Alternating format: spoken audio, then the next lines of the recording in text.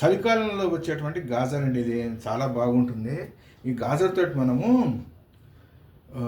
ఖీర్ చేసుకుందాం. దీనికి కావాల్సిన పదార్థాలు ఏది ఎంత కావాలన్నది డీటెయిల్డ్గా మన ఆర్ఎస్పీ రెసిపీస్ ఉంది కదా, దాంట్లో క్లియర్గా ఉంటుందండి. అది చూడండి.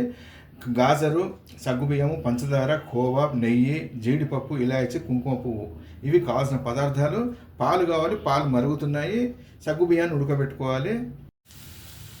గాజర్ని చక్కగా కూరేసుకొని పక్కన పెట్టుకొని, మూకుడులో నెయ్యి వేసుకుని జీడిపప్పు వేయించి పక్కన పెట్టుకున్నాము. సగ్గుబియ్యం కుక్కర్లో పెట్టి 3 విజిల్స్ వచ్చిన తర్వాత పాలతో కలిపి దాన్ని పక్కన ఉడికించుకుంటున్నాము. మనం జీడిపప్పు వేయించుకున్నటువంటి నెయ్యిలోనే గాజర్ని వేయించుకుంటున్నాము. ఇది బాగా వేగాలి, పచ్చివాసన వదిలి సువాసన రావాలి ఒకటి. ఇంకోటి ఏంటిదంటే, ఇది వేగుతున్న సేపు చెయ్యి మధ్యలో దీన్ని కదుపుతుండండి. దేనికోసం అంటే అడుగంటకుండా ఉంటుంది, అన్ని పార్ట్లు సమానంగా వేగుతుంది. రైట్. అటు సగ్గుబియ్యంతో ఉన్నటువంటి పాలు కాగాయి, ఇది చక్కగా వేగిపోయింది. ఏం చేసాం, 2 కలిపాం. కలర్ చూసారు కదా, బ్రహ్మాండంగా ఉంది.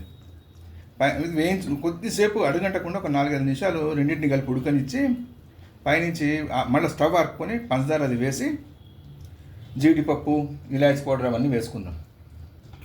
మనకి ఒక 4-5 నిమిషాలు 2 కలిసి ఉడికాయి. ఉడికిన తర్వాత ఏం చేసాం, పంచదార ఎప్పుడు వేసాం, స్టవ్ ఆర్పేసుకొని పంచదార వేసాం. ఇప్పుడు మళ్ళీ స్టవ్ అంటించుకొని ఇంకొక 3 నిమిషాలు వదిలిపెడదాం. సగ్గుబియ్యం అవన్నీ చిక్కబడతాయి.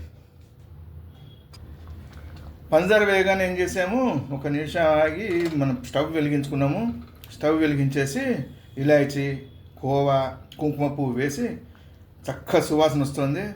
1 నిమిషం ఆగి స్టవ్ ఆర్పేసుకొని దింపేసుకున్నామండి.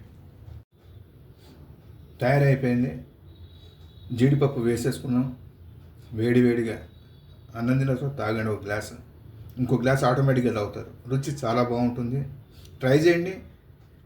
ట్రై చేసి రుచి చూసిన తర్వాత ఎలా వచ్చిందో కామెంట్ చేయండి. మరో మంచి వంటతో మళ్ళా కలుద్దాం. థ్యాంక్స్.